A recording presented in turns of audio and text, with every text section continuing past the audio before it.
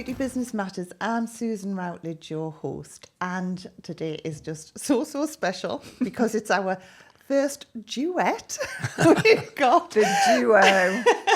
We have the perfect duo. We've got Samuel and Samantha Sweet of Sweet Squared, who I have admired for years and years and years. Everything that he's done. So welcome to the podcast, and thank you so much for coming. Thank you for having us, Susan. It's very exciting for us. We haven't done this before, and you do an amazing job with this. I've enjoyed listening to some of your other guests, and so we're really excited to be here. Well, what I love about doing this is that, you guys and a lot of the companies that we've got in our industry, everyone sees you as these big companies that, and I think everyone thinks it's just been so easy. You just just all of a sudden have these big brands and things. And it's not like that at all. And I mean, I've known you guys, we were just saying earlier on, for a lot of years. It is, Can't remember exactly how we met. I'm sure it was at the RDS Professional Beauty in Ireland. I'm positive that's when we first met, but which one I don't remember. It was ages ago. And I mean, even then you were quite established, but can we go back to I honestly don't know what. Did you have careers before getting into our industry? Where did it all start? There's not a lot I remember before our industry. Well, you start first because you had to come over here. So I became a nail technician. So I'm a nail technician, right? From my hometown of Salt Lake City, Utah. My aunt owned a nail salon, and she kept bothering me about coming in and doing nails. I thought, this is the weirdest thing of all time, right? And I was like, all right, tell you what, I'll give it a go as long as you just don't tell anybody what I do. And I quickly fell in love with it. I fell in love with, I was a graphic artist before, professionally, and that was what I really aspired to be, to grow up to be an artist. And I became a graphic artist, and I discovered that the nail industry, was significantly more artistically rewarding to me. It was technically more rewarding to me. There was so much to learn. There was so much to do. And the feeling that you got from transforming somebody coming in and having them walk out the way they'd express themselves, use their hands, was really, really rewarding. So that kind of sparked off my career in my hometown of Salt Lake. And within a few years, I'd been approached by C&D, Creative Nail Design, to represent them on an education level, because I was obsessed with education at that stage. And next thing you know, I was part of their trainers team. I was their lead trainer, and my first international gig was coming to England. He came to Leeds, landed at Leeds Bradford Airport. My dad picked him up. My dad's a typical Yorkshireman. Doesn't say very much, Hello, gets in the car. And you were there to help my mum, Gigi, do a train the trainer. So we call them, or did call them, boot camps, but it's train the trainer, so that we had more C&D education ambassadors around the country. And I had actually gone skiing for a week with my was then ex-husband and my son. And that ski holiday had actually been booked before this boot camp. So when my mum said a boot camp was happening, I wasn't back from the ski holiday. He came over thinking he was going to have my mum helping him, me helping him, my brother for some reason helping him. And when he arrived, it was just mum. So when I arrived on this boot camp 3 days late, halfway through, and I'd seen pictures of him. Late. Yes, I'd seen pictures of him, and you just saw a bio shot, and it said, Sam Sweet hails from Salt Lake City, and it says something like, what could be better than holding a woman's hands and getting paid for a living? And I remember thinking, oh my God, I'm going to be sick. Sounds like a real you know, Lord knows what. So anyway, So I set the expectations really low. Is that it? I walked into this boot camp, and what we do generally at the beginning of a training is the trainers stand up and they give their promises and goals to the people in front of them. And I'd literally been in the room 2 minutes. I'd given my mum a hug, and he went, "Oh, finally, you've arrived." And I'm thinking, what the hell? And he goes, "Do stand up and give us your promises." And I'd Now, mind you, literally- I'm thinking like she's going to be like, and I was going to be, don't worry about it. I was kidding. And she was totally like, got up "Fine." there and nailed it. She did. She had almost thought, all right, she's got. Yeah. Anyway, I was sharing a room with my mum, and we went down to, it was the Marriott in Leeds, and it had just been redone, just all done up. That was back in 1998, and we had drinks, and me being me, immediately get in there. Are you married? Do you have kids? You know, just thought She had her tick I'd list. have to find out all of this stuff. And he was recently divorced, and I had recently separated from my husband. And basically, to cut a long story short, in 3 days, that was it. It was a done deal. Yeah. And my mum and dad kind of moved heaven and earth. It would, you know, it's like, how are we going to get him here? Well, I was traveling all over the world at the time. I was 25 years old. I'm traveling doing these training sessions, training trainers, for different distributors all over. Yeah. And we're carrying on this long distance relationship. This is like the birth of the internet, right? Oh, it was just honestly telephone calls. You should have seen my dad. Oh, the phone bills. Oh my Insane. Lord. It was. He So- was in Japan for 3 weeks, and I mean, you can't. Japan, South Africa, yeah, Australia. yeah. He went everywhere for creative back then. So my clientele was suffering in the business back home, but I'm loving life. I'm traveling all over, getting all of these experiences. I never thought that I'd be able to have. Meanwhile, like we're head over heels, long distance dating, and she just said, "Well, why don't you just come here for a little while? Let's see if we can make this work." And I thought that is the most insane thing I've ever heard in my life. And then I thought it was one of those key sliding door moments where I just thought, and okay, so you say no, then what? Yeah. Like, are you going to be that, 40, 50-year-old something guy who goes, "Oh, I wonder what ever happened to that fabulous English chick, bird." I don't know what the terminology is now. Bird, I suppose, now that you're here. What would your life have been like? Well, I wonder what would have happened to her. And I said, I'm not going to let that happen. So picked up, moved over. Her parents helped facilitate it.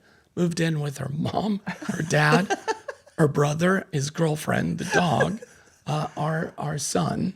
And we all lived together. We all worked together. There was one family bathroom. Yep. We somehow made it all work. It was like the Kardashians before the Kardashians and less glamorous. But a lot more fun. So in Leeds, you were you in nail tech then, or how? Well, you and your mum, or how did that? So start? what happened? I actually learnt to do nails, but I have to say, honestly, I missed the gene pool when it came to the creative side of that. My mum is a natural, phenomenal. In fact, our oldest son, Hayden, he's very artistic. But I just wasn't. I could bat out a decent set, but I was not, it didn't come naturally. Yeah. But I had been in the States for 4 years working in a tennis resort out on Longboat Key, which is just off of Sarasota, Florida. And so I came home thinking that I knew everything, and my mum had this salon, and I'm like, you need to do this and you need to do that. And little Miss Know-It-All. And basically I had them working 24 hours a day doing nails. If my mum said if she'd had a catheter and a drip, she would have been there literally 24 hours a day. But I really started to kind of get into the brand, and then I met Jan Arnold and Jim Nordstrom, who were the brother-sister act that their dad created, Creative Nail Design. And so that's sort of how I got working for my parents. And I basically sold courses. So all our educators, they didn't have time because they all had their own salons. So my number was the one that they called. I was living in Nottingham at the time. And I would sell it was at the very beginning, a 3-day beginner's course in how to do nail enhancements. Because my mum was like, we're not just going to let anybody buy the product. These are products that need to be, you need to learn how to use them properly. You need to understand the chemistry behind what you're putting onto a nail plate. And back then, all we had was liquid and powder. A gel wasn't really big in the UK back then. It was fiberglass, which is, still around, but very rarely used. It's pretty old technology, although still good for a mend on the occasion. But it was really liquid and powder and nail polish. That's what we had. And so she started what was called back then the Leeds School of Manicuring and Nail Technology. Ooh, sounds very grand. And really that's kind of how I got into it. And I did learn to do nails, and I had a few clients in Nottingham, but I wasn't a great nail tech, I have to say. It would be really interesting to see what kind of nail I could produce now if I was given a brush and some liquid and powder. But I always loved dealing with people. That was my skill, was, making people feel, good about what they do. And even now, I have an office at Sweet Squared, but I don't choose to sit in it. I sit with the CX team, our customer experience team, because I love hearing what our customers are asking for. I like hearing how they are on the phone and that type of thing. So I think that is where you guys really excel, though. I mean, I know this sounds crazy, but your message on the answer phone, I used to just ring up, just to hear the message. Bless. And I used to get all the team to as well. I'd just ring this number, and was it something like press 1 for such and such, and 3 for a bit of love and respect. I used to just think, oh, it's so good. I have to tell you, when we first started Sweet Squared, I remember going downstairs and I could hear him in his office, and I could hear him. I realized he must be recording something, and I remember thinking, I better not disturb him. And I listened at the door, and I could hear him going, and for a little patented love and respect. And I thought, oh my God, that was like in 2006. And I remember thinking, oh man, he's nailed it. And do you know, to this day, obviously that's our call sign. It has been forever. It's our culture. But there was only one person who was ever called and sort of said, what's this love and respect thing? It's really weird. Rubbish? And I said, don't you think everybody deserves to have a bit of love and respect? And she's like, well, I suppose so. That's the only time I've ever heard a negative comment. The classic thing with that is, like, when we were awarded the contract for C&D as Sweet Squared, and we had to get operational like immediately. There had been no supply of C&D in the industry for like 3 months in the UK. 3 months, yeah. And so we're trying to put together. This is back when. Okay, well, we need telephones, right? We're a mail order telephone order company at the heart of it. So we need phones. Okay, BT, well, that'll be like 4 months lead time. You're like, you got to be kidding me. So we're trying to we're cobbling together early day kind of high-speed internet lines to put together like early VoIP systems. And there's 10 of us. But I'm like, I don't, wanted people to call and feel like, well, press 1 for, customer experience, press 2 for, heaven help you accounts. And we didn't even have desks. We were actually on the floor with telephones, picking up the phone at this point. I mean, you when you said at the beginning that, it's a big company. People don't know, we, like many, we started in our garage. We literally started in our garage. He made the first set of sort of shelves. How you managed it, you're not good at stuff like that. But anyway, he did. And that was officially where we started. Like the distribution unit. Absolutely. But First packing desk. I mean, we'd gone through quite a bit in those few months. But it was the best thing that ever happened to us. It allowed us to make Sweet Squared into what we wanted, and that was a company for the professional, for the nail professional. And that's what we were at the very beginning. It was all about nails, because that's what we knew, and we've changed quite a bit from that to now. But over the course of the years, we've had to. That's you can't just put all your eggs into one basket. So. Well, I just wonder if it's because we sort of skimmed over like a meaty piece that was kind of, I think, a pivotal part in our formation. So I came and moved in. We all moved in together. We all lived together. We all worked together. Ate around the same table, and we were. That's the core and the birthplace of Sweet Squared, was that time. Did that work all right then? Because like families working together. It shouldn't have, but it was. It did. It galvanized us because we were all crazy passionate about the one thing, and that was the success of the professional. Like we were literally obsessed, and still are literally obsessed with the success of the professional. Why? Because we were all professionals. I'm a professional from another country, but we all share the same things, the same desires, the same passions. So what probably shouldn't have worked incredibly well, and so we all worked together, and that grew and changed, and Simon and Gigi, Samantha's parents, started to take a back seat, and we're all very young. Under 30 at this stage. Totally as green as cabbage looking, we really were. And they brought in a professional suit to run things and manage things.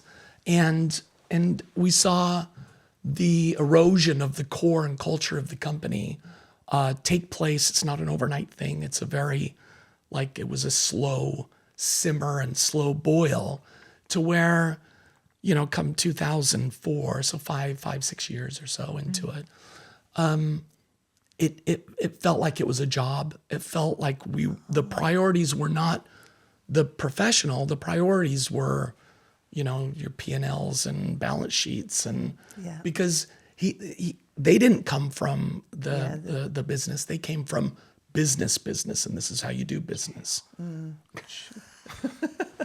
So I'm being diplomatic.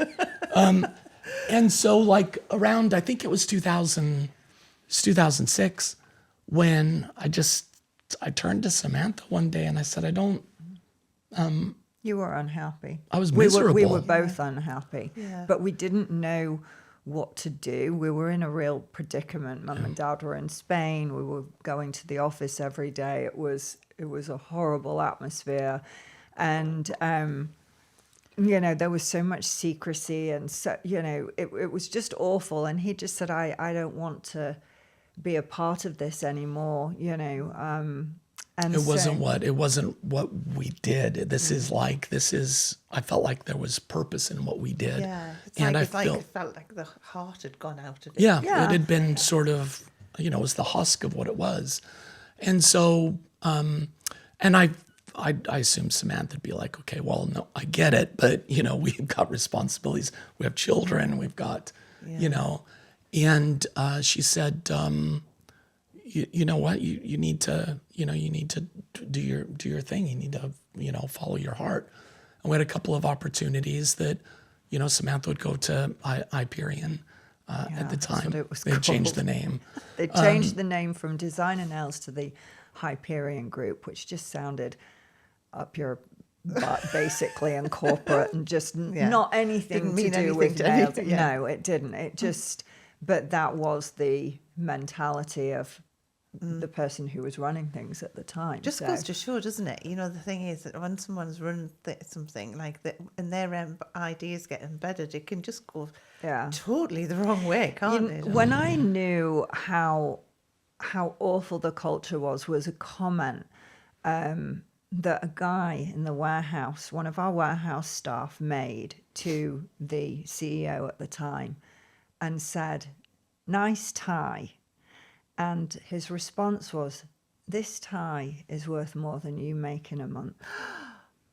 I was stood right there, and I just remember thinking, I mean, I was mortified, but that was how he responded. That was the mentality, and that wasn't how we were brought up, you know. I mean, It's not what brought us together. Were you losing good members of your team then, or were they staying because of you guys? no, because we really we weren't running.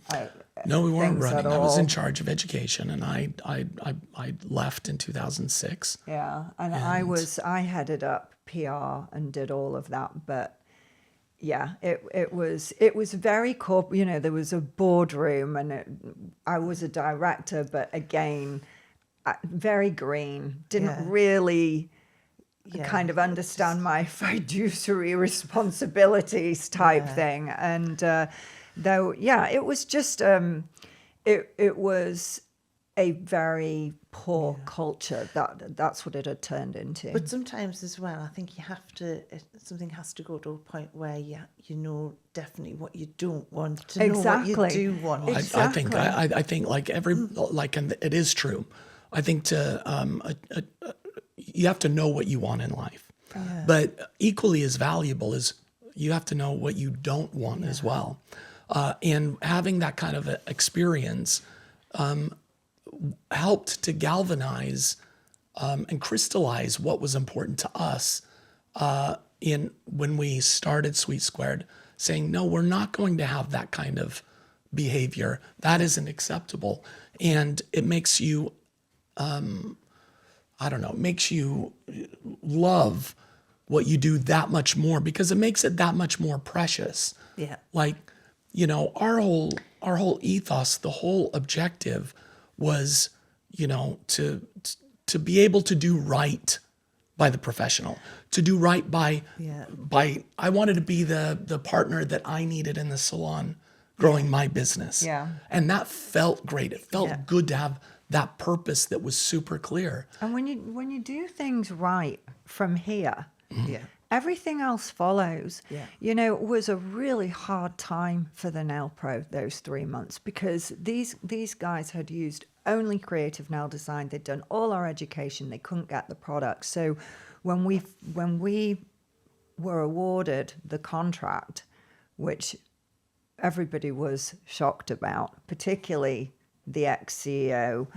of Hyperion, you know, it was, in my heart, I knew it had to be us. I just knew it had to be, because it's what we'd grown up with. Yeah. But we had a lot to learn. I mean, a massive amount to learn. And quickly, I would And imagine. quickly, yeah, we really did. And we were thwarted quite a lot of the, you know, there were things that were done, you know, and but we got through it, and we started to do things how we wanted to do it from our heart. Well, we did, and a huge amount of that credit goes to Jim Nordstrom. It does. Who, when everything started to change, and we're like, look, let's go after the creative nail design, the C&D contract. We can do this as S2. We picked up the phone to Jim Nordstrom, who had retired. He's ruining the day. Thought he He's did. ruining the day. And we said, look, this is what's going on. We are going to go after the C&D contract. We have a clear vision of what we want to be able to do, and we want you to be a part of it. What do you say? And there was this like you know, that pause that is probably like 2 seconds, but it feels like it's like 3 minutes. And he said, yeah, let's do this. It sounds fun. And, you know, it's 18 years that we have worked together. Yeah. I mean, he has been our partner and our mentor, really, to both of us during that time. There's many things that we've done and we've been able to do because Jim's had experience of it already. And he'll say, if I could have gone back and changed something, I would have done it like this. We would have had a better outcome. So then we use those examples and we do it, but it's honestly, he's been an incredible partner to us. Yeah, well, that whole first sort of opening gambit with him is pretty much reflective of how he approaches things and has always approached our relationship, which is, okay, this will be good. This will be fun. Let's do it. Yeah. Not this, bring out the slide ruler and, he's somebody who underline things. Yeah, he runs. It's his heart that runs him, and that's what runs us. So, and so he's got so much integrity, and his values are our values. Yeah. So we've had an incredible working relationship with him, and like I said, he'd retired, and then 18 years later, he's still, he still does plenty of golfing, that's for sure. Yeah. So how did you grow it from there? Because obviously, there's C&D, and then from there you've brought in other brands, and it's has that just been a natural evolve, or? Yeah, I think that because back in Salt Lake, so I was a nail professional. Then I went to cosmetology school to do hair, and I loved the hair industry. But as I was just finishing up my apprenticeship with hair, so you go to cosmetology school, then I did a 6-month apprenticeship. That's when my career took off. But I loved the hair industry. And back in the States, the hair and nail industry are intrinsically linked. Oh, wow. So really the nail industry kind of came from the hair industry in the US, whereas here it's more like the nail industry is born from the beauty industry. Mm-hmm. So our first brands we started with hair, and then the opportunity with C&D came up, so we went and shifted 100% into that. So, but what we wanted to do was to be able to focus on the professional. So whether it's a beauty therapist, skin professional, hair professional, nail professional, there's this common thread that ties all of those types together. They're one of the few industries that are in constant human touch with people. They're the industries who make people feel good about themselves or contribute to that, both physically but also psychologically. Yeah. That special time that you spend with your nail professional, hair therapist, beauty therapist. Stylist. So we put the people first. Yeah. So it's about what can we do to add value to this professional. And like we had beauty therapists that, would come to us for their nail needs and say, I wish that you did tanning, or I wish that you did lashes, or I wish that you did, waxing, because your service is so excellent, and I don't want to have to buy from somewhere else where I feel undervalued. Yeah. So, and we started to diversify where it seemed to make sense.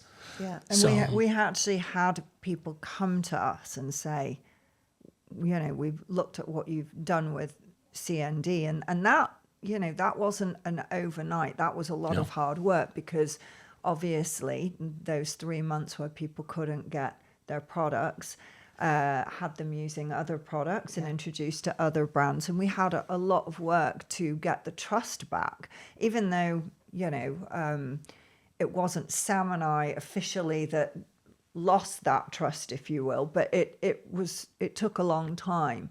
Did you get everyone back, do you think? Or I would have thought I'm you sure got more. I think we got I think that the first probably the first 6 months or so, it was earning people's trust back. Yeah. I'd say yes, I'd plus say a lot more. Eventually. I think we lost a few of the, like, you know, like your Hazel Dixons and your, Sure. you know, they all started with us, and they're, you know, Hazel's a But fabulous. she's also destined to kind of do her own thing her as well. exactly. Yeah, yeah. So there's that natural evolution. You know, there was a few that went out and tried other things, but what turned everything for us was, you know, really around 2009 when we got Minx, and then we got. Yeah, I can remember. And Minx then was we got crazy. shellac, It was and that- everywhere. exactly. So we slung shot from like, you know, a 10-man band, you know, to, you There know, was about 30 of us, I think, at this point. I can remember It was when crazy. it first hit, and then like there just seemed to be like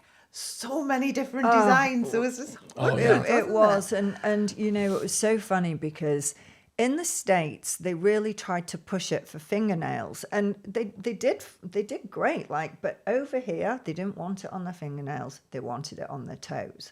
So it was Minx on the toes and it was shellac on the fingernails. Yeah. And I Chrome, remember walking around gold. the supermarket with people literally getting on the floor and go, "What have you got on your toes?" When I had like the gold lightning on. Yeah. And so we had these two just hits on our hands.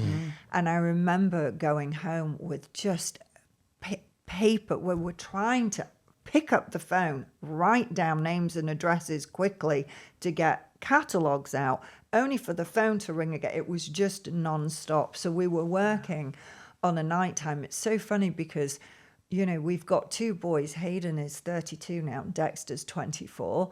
And when I think that you were doing the picking up from nursery, picking up from school, making dinner, doing homework, and it's like a blur because we were also doing the all of this distribution and- input yeah. stuff on a nighttime as well. So, but we managed to do it, and Was Minx just by?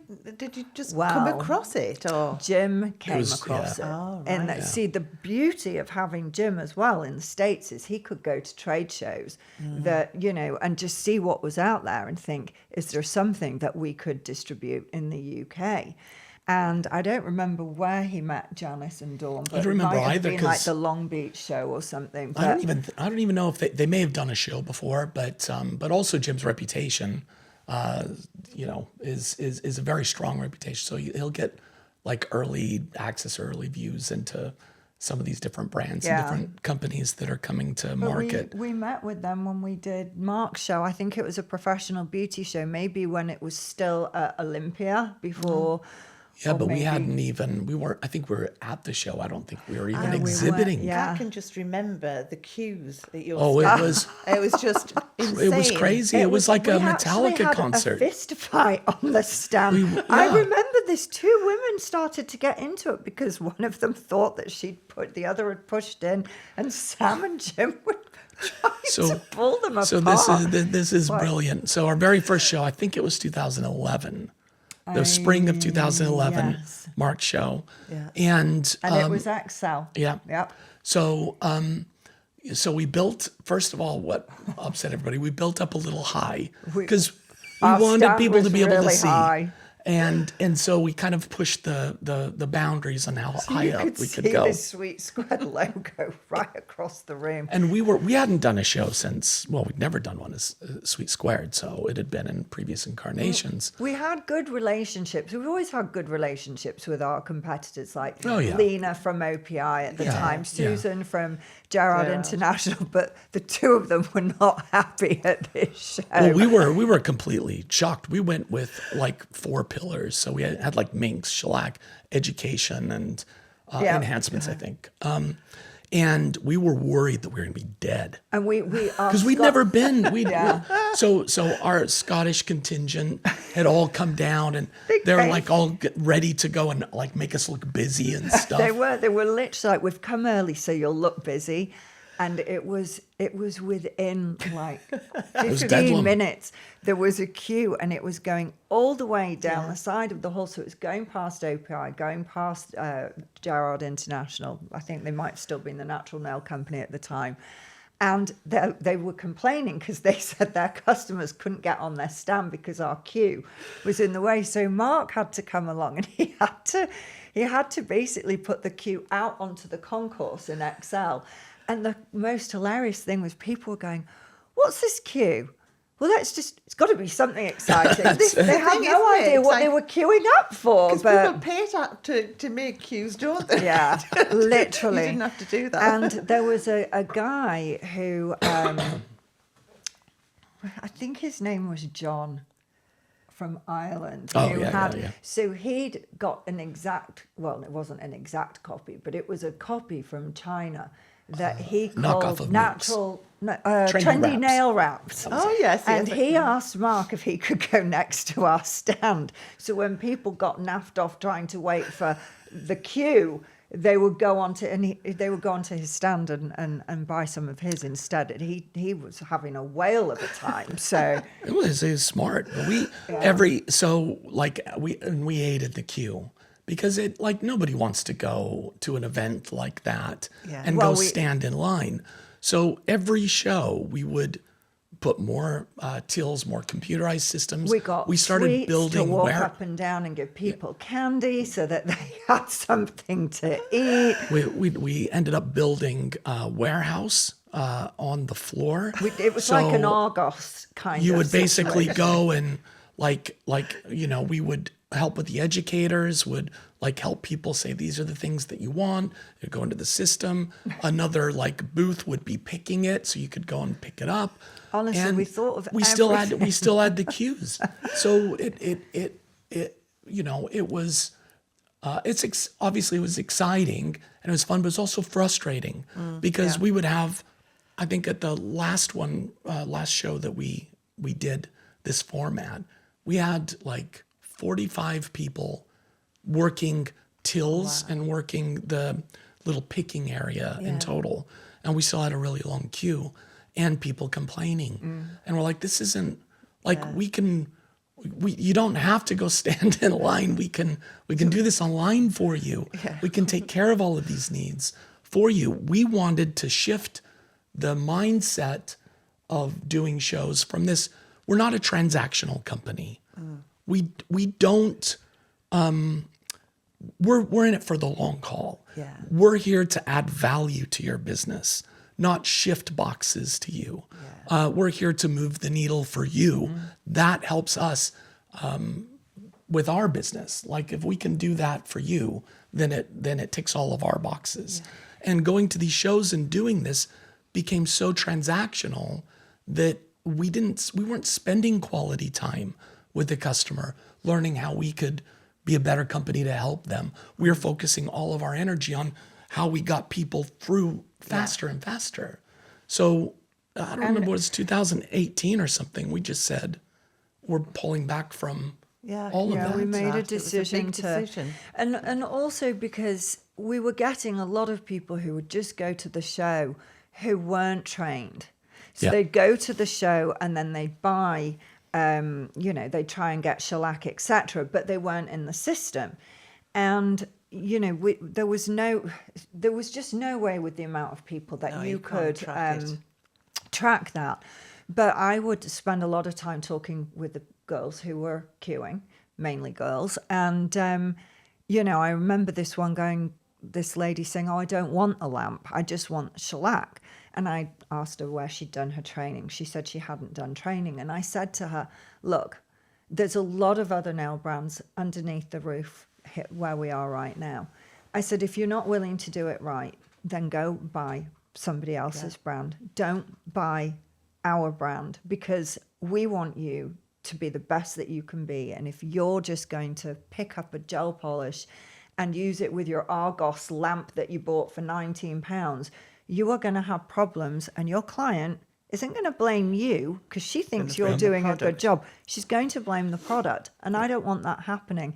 And I remember there were a bunch of girls listening to me say this, because they were like, "This is why we love Sweet Square, because you stand by it."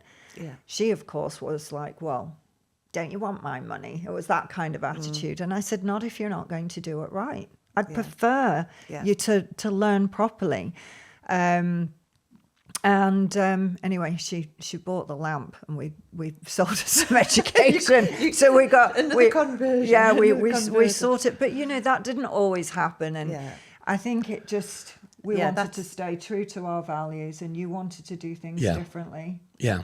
Well, I mean that's what it is. I think shows are cyclical, and it just went to that started the period of a very transactional cycle within shows. Yeah.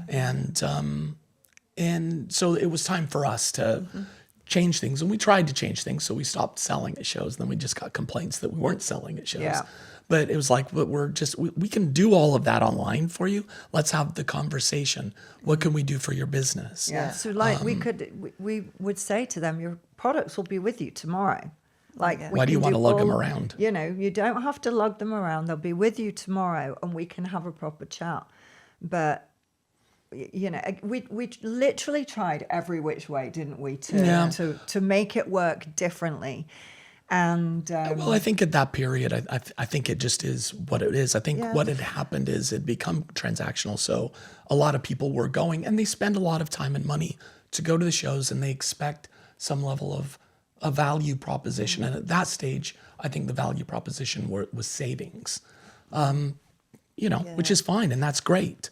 But we always But have again- good deals. Yeah, again, it's another one of those. You've got to know what you don't want to know what you do want, Yeah. Well kind said, of yeah. thing. And like, you know, it got to the point where it just wasn't working how you wanted No, it to work. and I kind can't of thing. believe I'm saying this, but it's, you know, we haven't done a show really since 2019. 19, I think. And I'm like, it would kind of be nice. Oh, it'd to be do. fun. It would be really fun. I can't believe be I'm fun. saying, when I think of how many trade shows I've probably done so far, but It is there is lovely though, there isn't is a it? buzz going to Oh, yeah. these events, and you know, we have a great relationship with Mark, and always have done. I mean, I we really admire Mark. Great yeah, guy. I've known Mark since I was a teenager practically. So, you know, but we always say though that we have to do what's right for Sweet Squared first. Yeah, yeah. You know, Well, our and customer first. That and- is our customer. Yeah. Yeah. So and so who knows? But we're also having a blast doing a lot of other in-field Different events, and we Yeah. do you know, we do tours and things like that where we go out into the market and we bring our products. You know, we did like a plexi gel tour when CND came out with plexi gel, which is just the most phenomenal product. And you know, we choose locations and we make a big deal of it. So, and that's worked really well for us. Yeah, yeah. I think that is a lovely way to do things, like a little bit of like a roadshow kind of Yeah, thing. and Yeah, you little know, mini you've got that roadshows. time to spend and to chat and to educate, and you know, we do a lunch and we make them feel special. We don't try and scrimp on it. We try and do it right. We always try and do things well. You know, we did the event. We started the event in 2008, and we've done 5. And that we had, how many did we have at the last one? 500. yeah, about I 500. think, you know, and everybody knows that they're going to go home with something that's probably more valuable than what they paid Yeah. to go. Yeah, but the thing to is the- as well, in the because first place. at the shows you've got all the other distractions going on, Yeah. kind of thing. Yeah. When it's like something that's just dedicated, it's like, Exactly. And shows is like when Sam says transactional, you'll always get the, you know, buy 5, get 5 free, it's VAT free, all of that stuff. That's just not who we are. You know, if you actually, people are like, oh, well, they're VAT free. And I'm like, this is 30% off. That's more than VAT free. But you have to really, you know, Yeah. explain sometimes. And it's not, sometimes they don't see the... Are you still value. finding that, because obviously now there's a lot of like the short nail courses and different things Oh, and yeah. that. How are you finding the changes in the industry? Well, I think that there's a couple of macro changes that have happened in the industry that, because we've always had short nail courses, right? We've always had to we just have a struggle with million that. more of them. Yeah. Yeah. Well, it's scale now because, you know, it used to be, you know, there was always a neighborhood, somebody teaching, you know, how to become a nail technician in 1-day course. And now it's YouTube and whatever else. Yeah. So people not even actually getting that close contact to learn, let alone the supervision. So, but in some ways, there's a lot of benefit that like distance learning has brought, from a technical standpoint. Yeah. But this is a hands-on skill, just like, hairstyling is and Yeah. everything else. You're in contact with people. I think you're never going to get better than having a mentor, having a teacher that is actually guiding you physically through that process. We started, obviously we've got online Academy Squared, but what we did was we put all of the things that they have to do as a beginner, so your nail physiology and theory, the boring stuff, but the stuff that's necessary they can do from home. And so they can do it in their own time, and they can learn that there are tests and they can't go any further until they've passed each step. And then they can come in. So rather than sitting there and listening to somebody go on, Give you the theory. Exactly. Yeah. They're getting hands-on straight away, which is, of course, what they're all dying to do is pick up a brush and start working. Yeah. So it's actually, I think that the courses have evolved, and it's a better system now than we had before, rather than doing all I that think theory. it's down to the educators, though, isn't it? Big time. Absolutely. Because, like, Totally. there's such a big divide in sort of the level of skill. Big time. As well. There is. And I Skill think- and knowledge. Yeah. So When I you think see it's- what our education ambassadors have to do to become education ambassadors, it's so above and beyond anything else. And they are, not only are they trained with their nail skills and their academics, knowing the products inside out, they're also trained in presentation skills. So they're not sort of standing up there and slovenly sort of talking at you. They're polished, they're professional. They're extremely good at what they do. I think that's what you guys are known for, isn't it? I mean, apart from it just exudes from you both, the love you have for the industry and what you do. But the thing is, I think that education as well, it is so important, isn't it? It's the cornerstone of our business. It's the culture. How can you be good at anything if you're not taught how to do it well? I think it was Martina Navratilova who said, practice doesn't make perfect. Perfect practice makes perfect.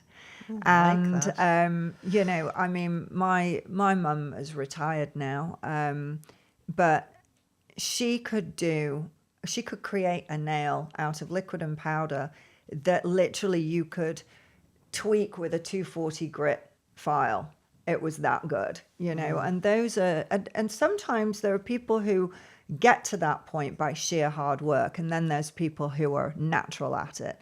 And a lot of our educators just have that natural flair. Sammy Burkett-Lee, Danielle Olive, the nails they produce are amazing. And it's fascinating that's to watch as that's well. where if you want to really do this well, do it right from the start. Yeah. Don't do it half-assed, because we're working on people, and a nail plate needs to be protected. It's. But I think that as well, because that's where you're going to keep your long-term clients as well. They're going to know the standard that you're working to, and I think it's just, we always feel that our mission isn't to sell a bunch of products. Our mission is to elevate the state of the industry. And that doesn't mean our customers, that means the industry as a whole. So we want to do our part to be able to influence the industry in a positive and professional way. And that's what we've always done.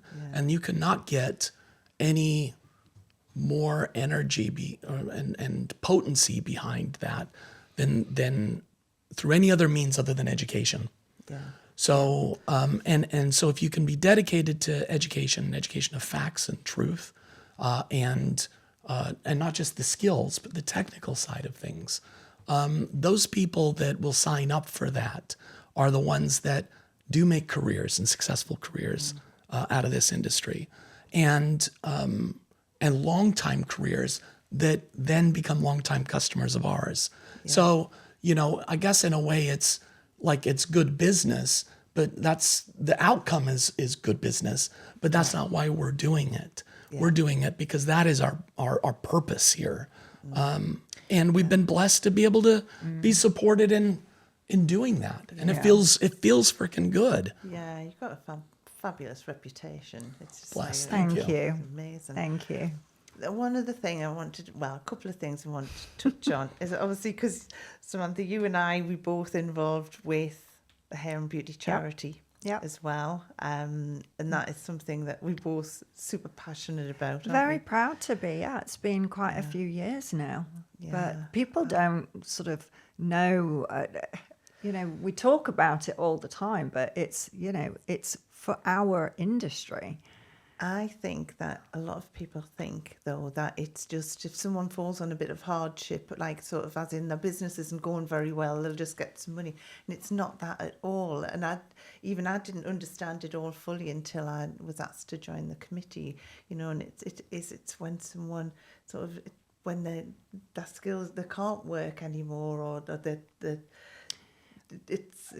even if they've fallen on hardship and they have children and they just need uniforms, or there's so many different scenarios that we see, that the letters that you get for people who are in need, but it's specifically for anybody who is in the hair and beauty industry.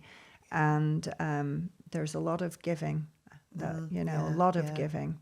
Yeah, I absolutely love it, and how sort of, because I think for a long time it was more hair focused, and now obviously for the beauty, where we're getting more and more help, like people asking for help from our industry as well. Yeah, I see that definitely now. It was definitely more hair, but you do see people, and of course during the pandemic there was a lot of people in need, and so we'd both ask people to support the charity. Yeah, well, I said to Sam, I'm very passionate about it. Every year we're kind of known for our Christmas party, which is pretty epic, and we started to do. I thought it'd be fun to get a glam team in, so that our Sweet Squared team could choose, like, if they wanted an eye done or a lip done, and they put a $5 towards it, but all of that goes to the hair and beauty charity. And if we do like a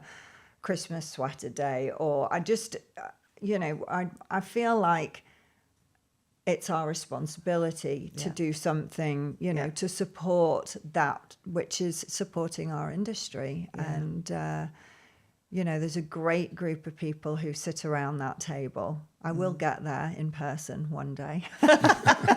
We're normally on the Zooms, aren't we? I know, we're normally on the Zooms. It's a long way for us to go, isn't it? It is. And then the other thing, obviously, we're both on the advisory board for the Fab Service Stars as well, which is another thing that we're both passionate about, which is elevating standards. So Nurgish, bless her, you can't get anybody more passionate. I know.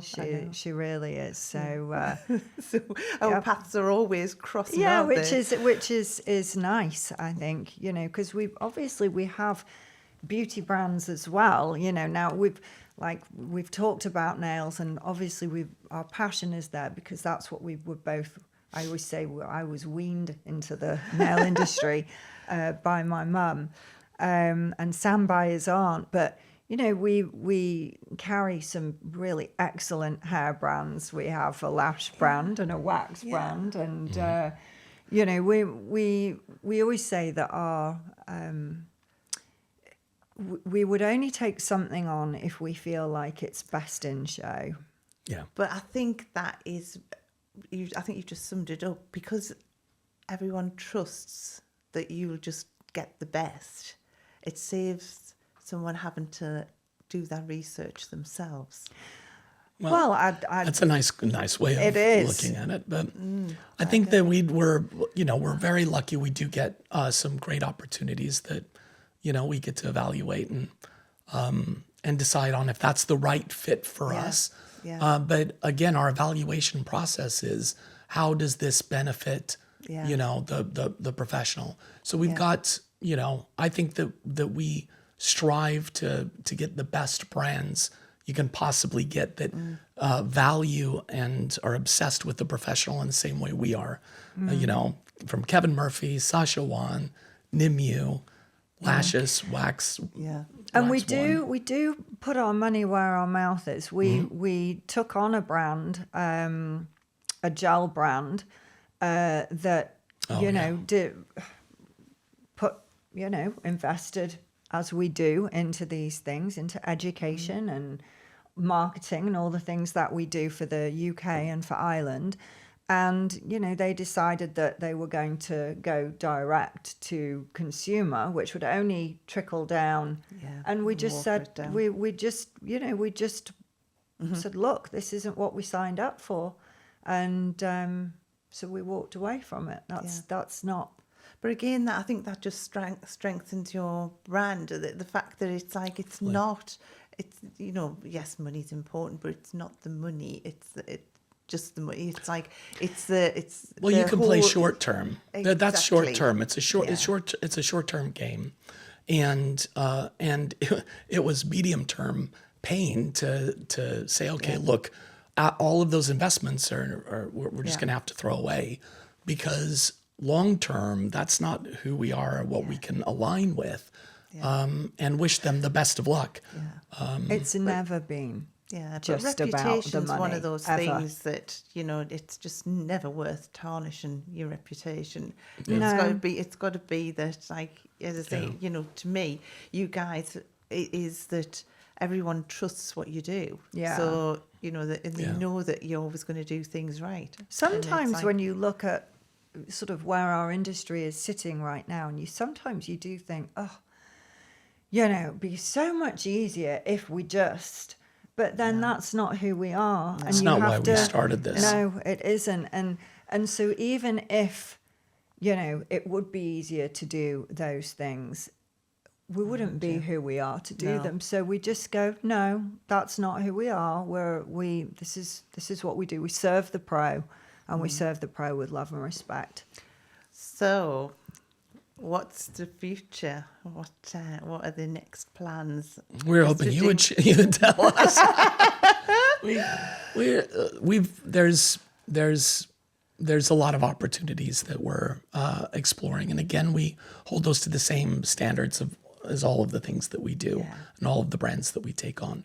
So I think that this is actually going to be a really exciting year for us, and more importantly for our customers, because I think we've got some cool things in the pipeline. Our word is focus right now. Very focused. We've sort of decided what are the most important sort of. Well, it was 4, but I feel like it's 6 or 7 things now. But anyway, there was 4 major things, but those are the main things that we're focusing on, and it's within different areas of, you know, there's Kevin Murphy having a big launch of I can say it, can't I? Yeah, it's their new color code, which is very exciting. An awesome it's product. very It's an exciting. amazing product. Yeah, and the team are really excited about it too. And we have a fabulous team. These guys who are all over the country. Yeah. The suited and booted, fabulous-looking Kevin Murphy guys and girls, and we've got some opportunity in nails, which is quite different. So we're quite excited about that. Some in skin, and we've got a new program for customers that are launching as well. Oh yeah, of course. This week. So Yes, of course. fingers crossed. Yeah. So I think like this year for us is we not Samantha. I don't know. I don't know when this goes out. When will it go out? It'll be a few weeks. Okay, Yeah. okay. So, So we you can, because it'll be out by that stage. we're doing a loyalty program. We've wanted to do this forever, Susan, for so long, but it's not an easy thing to input with the systems. The way that we want to do it. The way that we want to do it. But anyway, we will be launching the Sweethearts. I love that. So basically, whenever anybody buys something, they're going to get X amount of hearts, and then those can be used towards. So that's exciting, and the team have worked really hard on that. And I actually think that our customers are going to love it. It's fun. The logo's really, Well, and it's the whole thing is cute. because it's designed around, rewarding and saying thank you for for partnering with us in different areas. So it's not like for every pound that you spend, you get a heart thing. It's totally decoupled from that. It's about, how can we generate even more value and say thank you for trusting your part of that business to us. And this is how we want to be able to support you. Education, merch, products, events, all of those types of things. See, So even this, I just love the fact that you put so much the heart into it, kind of thing. I knew it wasn't going to be just a loyalty scheme. Of course, it wasn't going to be just a loyalty scheme. It would have to be in like the end, so special. it's the same, end point, but we just thought you spend this, you get this is very transactional. Yeah. And when I look at our customers, I'm one of our customers.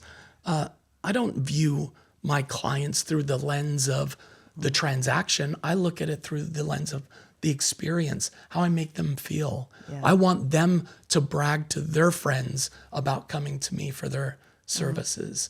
That's how I want them to be proud of choosing me as their provider. And so we want our customers to feel proud, maybe that's not the right word, but feel like, we're generating and adding value to their business, because that's what we're all about. I go to Chloe every 3 weeks. Chloe's done my nails for years and years and years.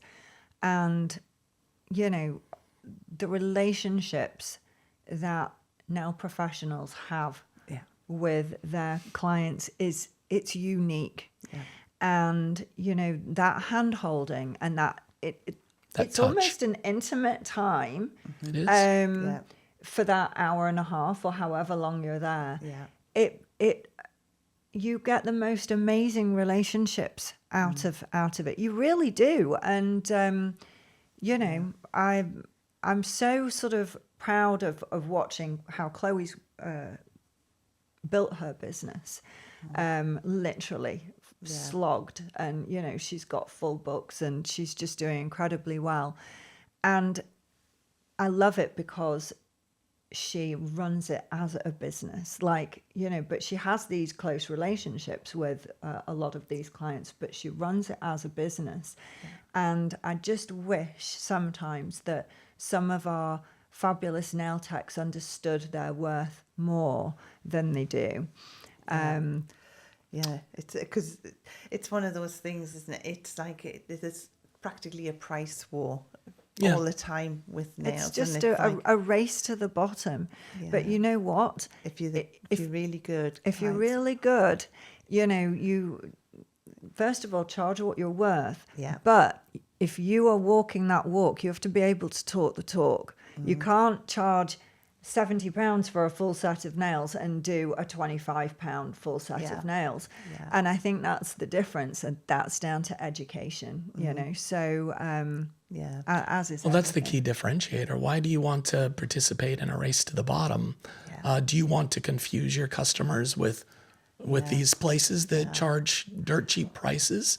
Yeah. So, there's a place for those as well. There's totally a place. There's a place for a discount salon. Because and there's always women who will want to spend a £5 and that's it, and think they've got a bargain. But if I saw somebody charging a £5 for nails, I'd run the other way, because I think they don't know what they're doing and they're using products I wouldn't want on my fingernails. In our town, we're the most expensive salon. But the thing is, our clients wouldn't go to the other salon. Their clients wouldn't come to us. It's somebody for everyone. Yeah. I think it's, absolutely. To me, it's all about standards. Exactly. Yep. And you attract a certain type of client by how you are. Chloe attracts her clients by how she, how she preps those nails so beautifully that 3 weeks later they are still going to look like this. Yeah. And That's the difference, you know. Not everybody's bothered about that. So there are always places, I think, for the discounted, I call them discount salons, but you know, I'm very passionate about that. I just wish those girls would, you know, value value themselves a little more and charge more. It's so important. Yeah. That's a whole new, That's a whole whole- another podcast. It you'll is a have whole to nother do. You'll have to podcast. I would come love back. But it's to. an I would important really podcast. love to do Because, that. yeah, because pricing, especially I'm very in this, passionate it's huge, about isn't it? that. Yeah. Thank you so much. I know we could talk for hours and hours and hours, but that has been awesome. Never enough time. Thank you. Never Oh, enough thank time. you You'll for have to come having back. us, Susan. Thank you Yeah. for letting us. Yeah, thank you so much for inviting us down, and Yeah, it's been a real pleasure. It's been fabulous. Thank you.